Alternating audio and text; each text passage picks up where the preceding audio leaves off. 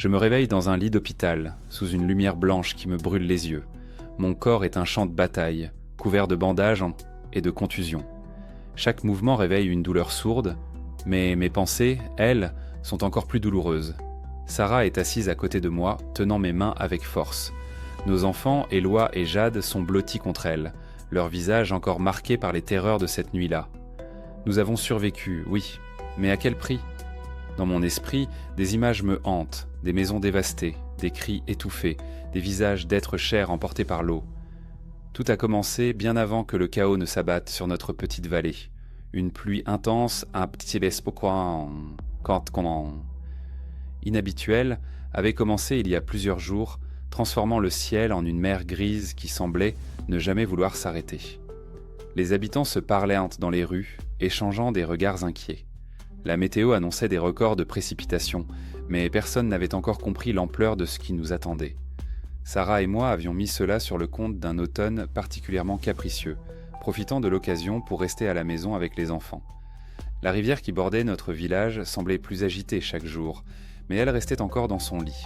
En la regardant depuis notre fenêtre, je me disais qu'elle ressemblait davantage à une bête sauvage, prête à bondir. Pourtant, je restais persuadé que le danger était loin, encore invisible. C'est au matin du dimanche que tout a basculé. Nous venions de finir le petit déjeuner lorsque des sirènes se sont mises à hurler. Ce son déchirant et terrifiant semblait venir de toutes les directions à la fois, envahissant chaque rue, chaque maison. Les fenêtres ont vibré et les enfants se sont précipités vers nous, les yeux agrandis de peur. J'ai ouvert la porte d'entrée et là, j'ai vu les visages de nos voisins.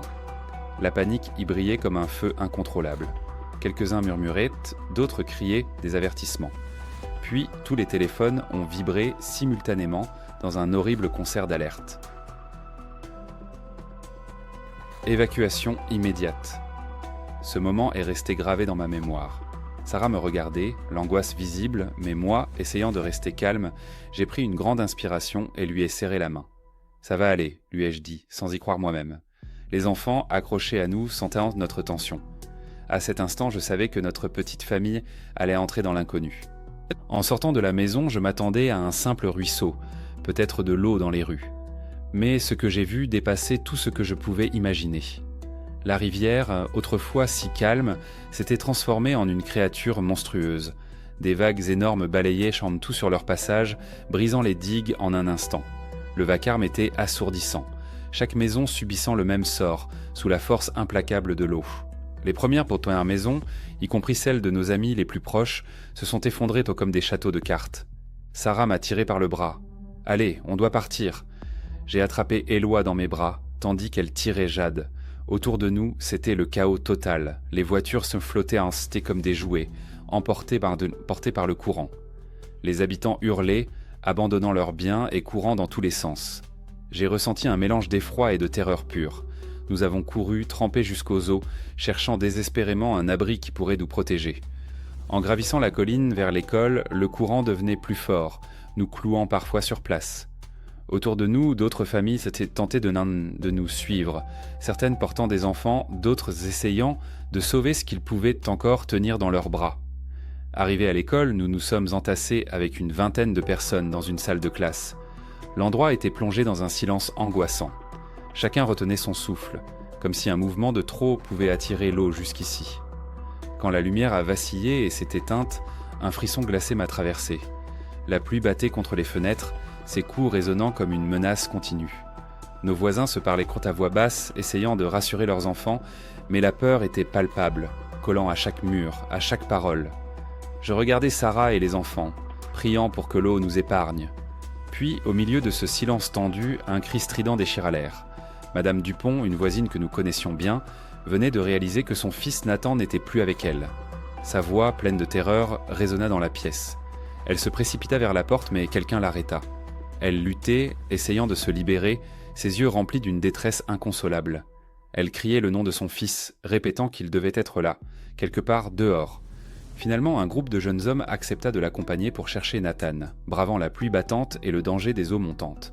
Leurs silhouettes disparurent rapidement dans la nuit, et autour de moi je vis des visages pâles de peur. Nous savions tous dans le fond de nos cœurs que ces gens, nos voisins, ne reviendraient peut-être pas. À l'aube, les cris de détresse résonnaient dans toute la vallée. Nous étions debout à regarder depuis les fenêtres de l'école. Des maisons s'effondraient sous la pression de l'eau et certains de nos amis tentaient désespérément de s'échapper depuis les toits. Leurs silhouettes, découpées sur l'horizon gris, s'agitaient frénétiquement et les enfants pleuraient en regardant. Je voyais dans leurs yeux une terreur pure, viscérale. Sarah serra Éloi et Jade contre elle, leur murmurant des mots rassurants que je n'entendais même pas. Moi-même, je me sentais impuissant, spectateur d'un drame dont nous étions, malgré tout, survivants. Mais à cet instant, la survie n'était plus une victoire, mais une douleur, un poids que nous devions porter pour ceux qui n'étaient plus là. Georges, un vieil homme que tout le monde respectait, prit la tête d'un groupe pour tenter de franchir une rue inondée et atteindre un point plus sûr. Sarah et moi avons suivi, tenant Jade et Éloi fermement. Formant une chaîne humaine, nous avancions péniblement, chacun retenant son souffle à chaque pas. Puis, tout bascula. Sarah glissa, sa main me quittant brusquement. Elle disparut sous l'eau, aspirée par le courant. Mon cœur se figea et j'ai hurlé son nom. Georges, malgré son âge, plongea sans hésitation, et ensemble nous avons ramené Sarah à la surface, tous trempés et tremblants. Elle toussait apeurée et me regardait d'un air perdu. Ce moment, cet instant de fragilité, fut un choc brutal. Nous réalisions à quel point chacun de nos gestes pouvait être fatal. Notre refuge dans l'école ne dura pas. L'eau s'infiltrait désormais par les portes et les fenêtres, montant lentement mais sûrement. Les meubles en étaient empilés en barricades fragiles, mais il devint évident que nous devrions quitter les lieux. Grimpant à l'étage, nous avons laissé derrière nous les quelques provisions, tout ce qui pouvait nous servir. La faim et la fatigue nous écrasaient un à un, et les enfants, somnolents, gardaient les yeux rivés sur nous, cherchant du réconfort. Une lueur d'espoir émerge enfin lorsque nous avons entendu le bruit d'un hélicoptère, ses projecteurs balayant les ruines, illuminant les visages des survivants avec une clarté presque irréelle.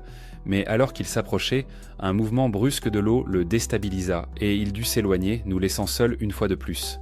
Le désespoir était palpable. Après le départ de l'hélicoptère, quelque chose changea en nous. L'espoir s'éteignait, laissant place à une détermination féroce.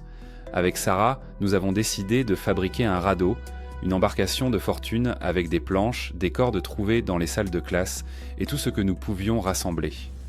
D'autres familles observaient, quand hésitantes, certaines trop épuisées ou apeurées pour nous rejoindre. L'embarcation bricolée en vitesse était loin d'être fiable, mais c'était notre unique chance d'échapper à l'enfer aquatique qui nous encerclait. En montant dessus avec Éloi et Jade, je me sentais rongé par l'angoisse. Le radeau tanguait dangereusement dès que nous bougions, chaque vague le menaçant de le renverser. Sarah et moi étions assis de chaque côté, nos enfants entre nous, et nos mains agrippées dans le bord avec la force du désespoir.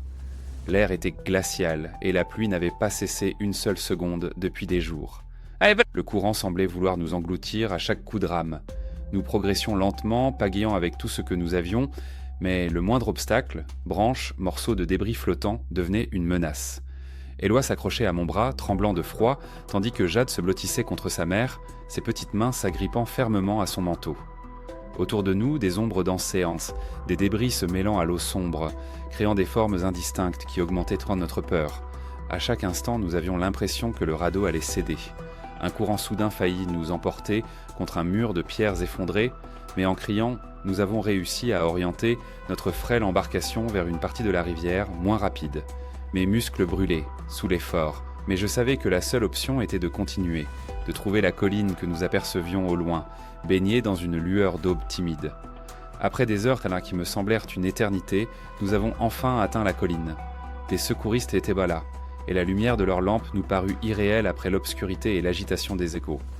Le radeau toucha le bord, et une main tendue m'aida à faire descendre Éloi, puis Jade, et enfin Sarah. En regardant les secouristes, un mélange de soulagement et de gratitude m'envahit. Nous étions en sécurité enfin. Des couvertures épaisses s'en furent enroulées autour de nos épaules tremblantes, et les secouristes nous offrirent de l'eau, des aliments chauds.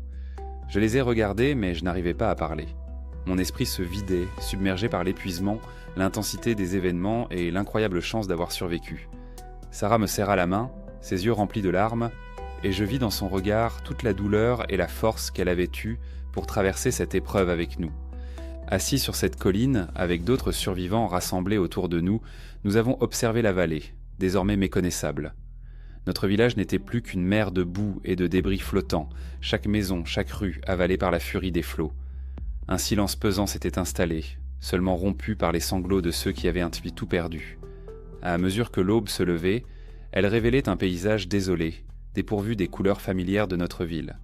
Les souvenirs de nos voisins disparus, les rires de nos enfants dans les rues, tout cela semblait être un rêve lointain. Les secouristes nous ont emmenés, Sarah, Éloi, Jade et moi, dans une ambulance qui nous conduisait vers un centre d'accueil. Les enfants épuisés s'endormirent rapidement, blottis l'un contre l'autre. Moi, je fixais l'horizon par la fenêtre, incapable de trouver les mots pour exprimer ce que je ressentais. Survivre avait été un combat, mais je savais que le véritable défi serait de reconstruire nos vies, de vivre avec ces souvenirs et de chérir cette seconde chance qui nous avait été offerte.